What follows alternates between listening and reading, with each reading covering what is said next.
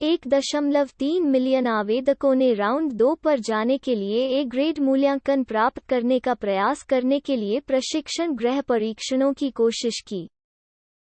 लेकिन जल्द ही वास्तविकता दुर्घटनाग्रस्त हो गई कि 90% जनता को परीक्षण पर सी ग्रेड भी नहीं मिला। केवल 5% ही ऐसे थे जिन्हें सी मिला था, 3% जिन्हें बी मिला, 1% जिसे ए मिला और केवल एक मुट्ठी भर एस ग्रेड मूल्यांकन। केवल एक एसएस ग्रेड मूल्यांकन के साथ कुल मिलाकर 13 लाख लोगों में से लगभग 1500 लोगों ने ही इसे आजमाने के लिए मंजूरी दे दी। इस प्रकार की उन्मूलन दर केवल अपमानजनक थी। ट्रू एलीट बनने के लिए आपको किस तरह के कौशल की आवश्यकता थी? राउंड 2 में भाग लेने वाले 1500 में से शीर्ष 100 की गणना आय द्वारा की गई और साक्षात्कार के दौर के लिए बुलाया गया। हालांकि 1400 अस्वीकृत लोगों में से कई गुस्से में थे। वे जानते थे कि अब तक की पूरी प्रक्रिया हास्यास्पद रूप से निष्पक्ष थी और कोई भी किसी को पास न करने के लिए दोष नहीं दे सकता था। यह सब किसी के अपने कौशल पर निर्भर करता था। हालांकि साक्षात्कार के दौर में सब कुछ बदल गया। रुद्र अच्छी तरह से जानते थे कि उनके द्वारा लिया गया प्रत्येक साक्षात्कार शायद साक्षात्कार में भाग लेने वाले खिलाड़ियों द्वारा रिकॉर्ड किया जा रहा था। हर निर्णय, हर चयन की शायद छानबीन की जाएगी। हालांकि वो हैरान था। वो जानता था कि उसे वफादार सदस्यों की जरूरत है और जिनका व्यक्तित्व अभी भी ढाला जा सकता है। उन्हें सीखने के दृष्टिकोण के साथ आने वाले लोगों की जरूरत थी, न कि उनके समाज में हर किसी के रवैये से बेहतर इम के साथ। साक्षात्कार गिल्ड हॉल में आयोजित किया गया था, जिसमें रुद्र और कर्ण अकेले ग्रैंड हॉल में बैठे थे और उम्मीदवारों को अलग करने वाली एक टेबल स्थापित की गई थी। प्लेटिनम गिल्ड की भव्यता से उम्मीदवार पूरी तरह से उड़ गए। गिल्ड में प्रत्येक और सब कुछ के माध्यम से विलासिता चिल्लाया। ऐसे वातावरण में वे मनोवैज्ञानिक रूप से दबाव में आ गए और इस तरह के एक अद्भुत समाज में प्रवेश करने के लिए कुछ भी करने के लिए अत्यधिक प्रेरित हुए। वे जहां भी घूमते थे उन्हें वाह का आभास होता था। हालांकि गिल्ड की स्वीकृति दर दयनीय रूप से कम थी, लेकिन इसने गिल्ड को बहुत खास बना दिया। जब आप इसके लिए बहुत कठिन संघर्ष करते हैं, तो आपको अंदर जाने का मूल्य महसूस होता है। अगर प्रवेश आसान होता तो कोई भी इस पद को इतना महत्व नहीं देता। अमेलिया हॉल के बाहर बैठी हुई थी, बिल्कुल तेजस्वी लग रही थी। आधे पुरुष उम्मीदवार उसकी ओर देख रहे थे, डोल रहे थे। अधिक वासना वाले लोगों ने प्रवेश करने के लिए और भी अधिक प्रेरणा महसूस की, जबकि महिलाओं को ऐसी आश्चर्यजनक सुंदरता को देखकर असहज महसूस हुआ। क्या गिल्ड लीडर सुंदरता के लिए एक चूसने वाला है? उन्होंने सोचा। अमेलिया ने बेहद पेशेवर तरीके से सदस्यों को एक एक करके साक्षात्कार के लिए भेजा। उम्मीदवार बेहद घबराए हुए थे, खासकर रुद्र से मिलते समय। खिलाड़ी शकुनी निश्चित रूप से खेल के शीर्ष खिलाड़ियों में से एक था और उसकी प्रतिष्ठा उससे पहले थी। और यहाँ तक सबसे आत्मविश्वास से भरे उम्मीदवारों ने भी उससे बात करते समय दबाव महसूस किया। रुद्र के पास 3 प्रश्नों का एक ही सेट था जो वो सभी से पूछते थे। आपको गिल्ड का सदस्य क्यों बनना चाहिए? अगर कल युद्ध हारने के कारण गिल्ड अपनी स्थिति खो देता है, तो आप क्या करेंगे? कौन से चढ़ाव सबसे कम हैं जो आप गिल्ड के साथ सहने को तैयार हैं? तीनों प्रश्न बेहद सीधे थे और उनकी मूल्यांकन योजना भी सरल थी। वो अहंकार और गर्व से घृणा नहीं करता था। हालांकि किसी को इसके साथ भ्रमित नहीं होना चाहिए। इसलिए पहले प्रश्न के लिए जिन्होंने इस तरह से उत्तर दिया कि वे जायज तरीके से गिल्ड में योगदान कर सकते हैं और इसलिए एक मूल्यवान संपत्ति हैं, सभी को पूर्ण अंकों के साथ पारित किया गया था।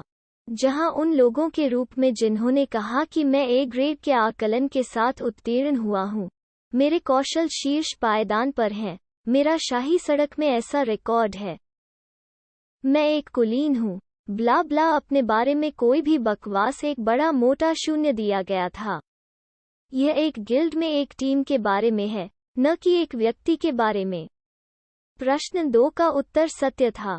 अल्पविराम।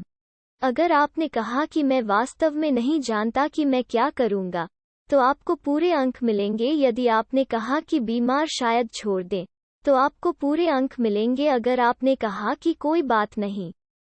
अब उस तरह के बीएस ने रुद्र को संदेहास्पद बना दिया, और इसलिए वो तुरंत पूछेगा कि क्यों।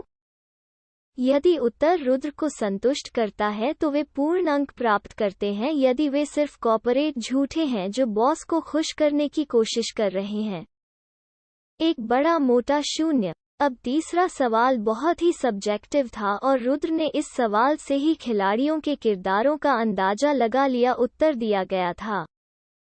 सब कुछ बीमार कभी भी अपने सबसे निचले स्तर से लेकर किसी को भी नहीं छोड़ता है। मैं यहाँ एक अभिजात वर्ग के लिए हूँ, संघर्ष आम लोगों के लिए है। रुद्र ने दोनों उत्तरों को अस्वीकार कर दिया। वो जो कुछ भी ढूंढ रहा था वो कुछ भी उचित था। वित्त में चुटकी का सामना किया जा सकता था, हारने वाली लड़ाई का सामना किया जा सकता था। जो बर्दाश्त नहीं किया जा सका वो चेहरा खोना था।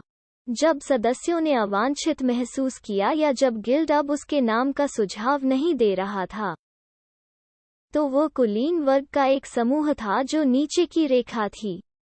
इसके साथ ही उनका 100 उम्मीदवारों का मूल्यांकन पूरा हो गया था, और हालांकि उन्होंने केवल 37 को नियुक्त करने का फैसला किया, आश्चर्यजनक रूप से 52 ने वास्तव में अपना मूल्यांकन पास कर लिया। इसलिए उन्होंने उन सभी को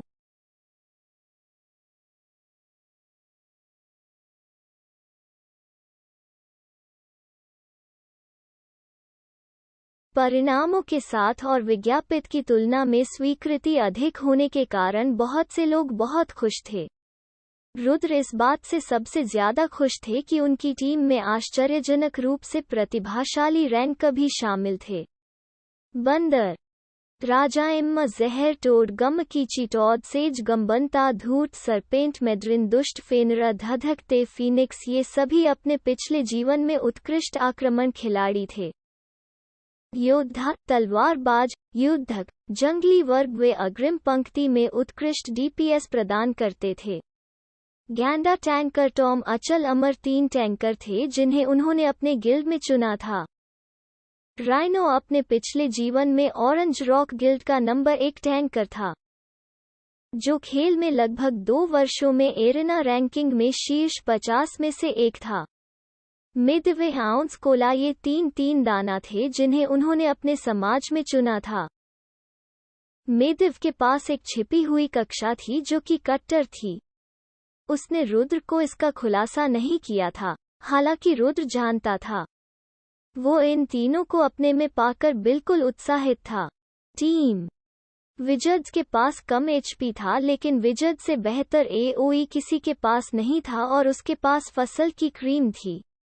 गिल्ड में शामिल होने का एकमात्र कारण मैच टावर की वजह से था। नहीं, खेल में अन्य गिल्ड के पास एक दाना टावर था, और कोई नहीं। कम से कम अगले 3 वर्षों तक नहीं। रॉबिन और अपोलो 2 धनुर्धर थे, आर्टेमिस और शंभु 2 शिकारी रेंजर थे, और उनकी टीम में 3 जाने माने पुजारी चिकित्सक भी थे। उनके पिछले जन्म में इन तीनों के पागल प्रशंसक थे, जो उन्हें सभी पुरुषों का सपना मानते थे, क्योंकि वे उत्कृष्ट सुंदरता वाले ट्रिपल थे। वे हमेशा हर जगह एक साथ जाते थे और वास्तव में वास्तविक जीवन में एनजीओ कार्यकर्ता थे। किट्टी केटी करेनी सबसे अच्छा लानत चिकित्सक जो कोई मांग सकता है। यह पूरी तरह से प्रबल लाइनअप था। यहाँ तक बाकी सदस्यों को भी युद्ध कौशल में न्यूनतम ए दर्जा दिया गया था, और हालांकि उन्हें अभी तक उनके नाम याद नहीं थे, वो जल्द ही के रूप में कालकोठरी रन ऊपर थे। अगला, अपने प्रायोजक को दिखाने के लिए, गिल्ड सिगिल ग्रे वॉरियर के समान ही है। ग्रे वुल्फ प्रतीक गेम ऑफ थ्रोन्स में स्टार्क्स के समान है और पूरी तरह से ब्लैक रॉब्स। प्रत्येक स्वीकृत सदस्य बहुत अच्छा लग रहा था। उन सभी ने एक फोटोशूट के साथ साथ एक समूह फोटो भी लिया था। मंचों पर प्रत्येक स्वीकारकर्ता को गिल्ड द्वारा एक नारे के साथ पोस्ट किया गया था। @Rhino अब एक सच्चा अभिजात वर्ग है। रॉबिन अब एक सच्चे अभिजात वर्ग है। और अंत में ट्रू एलीट्स के पहले बैच को एक ग्रुप फोटो में दिखाया गया। हालांकि यह अटपटा लगा, सभी सदस्यों का स्वागत करने और उन्हें घर जैसा महसूस कराने का यह एक शानदार तरीका था। अंत में भर्ती की पहली लहर पूरी होने के साथ वे सभी गिल्ड हॉल में एकत्रित हुए जहां रुद्र मंच पर थे, चुपचाप उन सभी को देख रहे थे।